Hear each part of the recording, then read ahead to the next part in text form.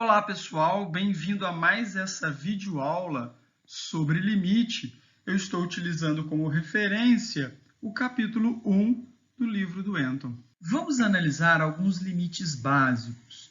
Inicialmente, vamos pegar uma função constante y igual a k. Nessa função, quando queremos determinar o limite de k com x tendendo a a, podemos nos aproximarmos de A pela direita e pela esquerda.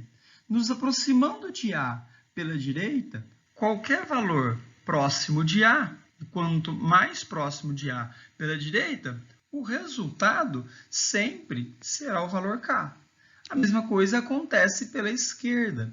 Quando nos aproximamos de A pela esquerda, e quanto mais próximos estamos de A pela esquerda, também os valores continuarão a dar o valor K. Dessa forma, o limite dessa função constante K, com x tendendo a A, ou seja, não importa para onde o x esteja tendendo, sempre vai dar o valor K.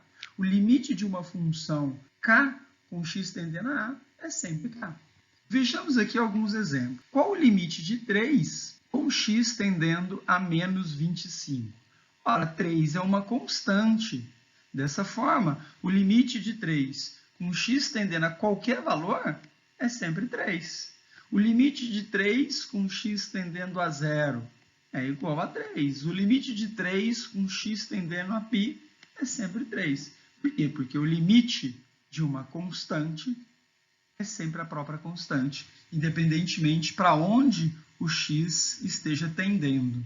Vamos pegar aqui uma outra função, y igual a x, ou seja, todos os valores de x e y são iguais. Se x é 1, y é 1. Se x é 2, y é 2, e assim sucessivamente.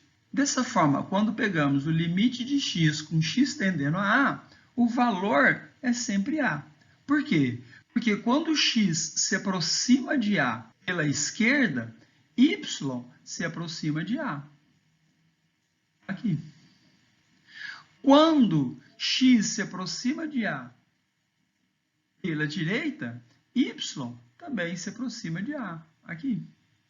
Dessa forma, quando x tende a a, y tende a a. O limite de x com x tendendo a a é igual a a. Vejamos aqui alguns exemplos.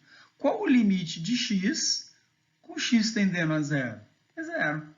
Qual o limite de x com x tendendo a menos 2? É menos 2. Qual o limite de x com x tendendo a π? É π.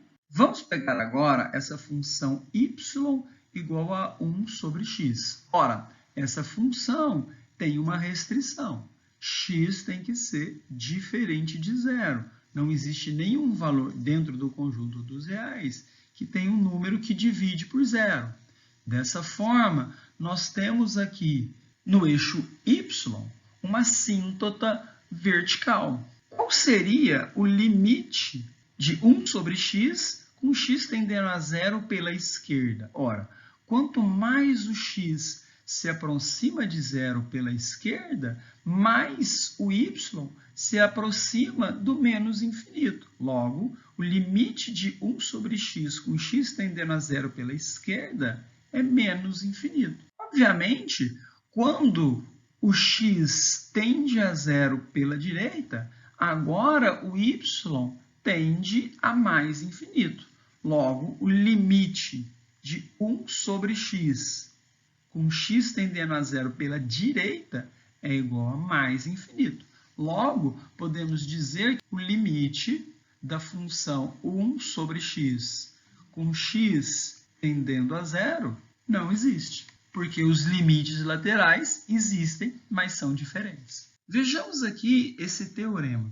Dado um polinômio qualquer, por exemplo, px igual a C0 mais C1x mais até Cnx elevado a n, nós temos aqui um polinômio, o limite desse polinômio com x tendendo a a é exatamente igual ao próprio p de a.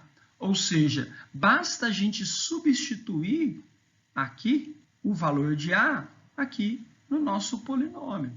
Exemplo, qual o limite de x ao cubo mais x ao quadrado mais x com x tendendo a menos 1? Ora, nós temos aqui em cima uma função polinomial. Dessa forma, basta encontrarmos aqui, nessa função, o f de menos 1. Basta substituirmos o menos 1 na nossa função. Menos 1 elevado ao cubo é igual a menos 1.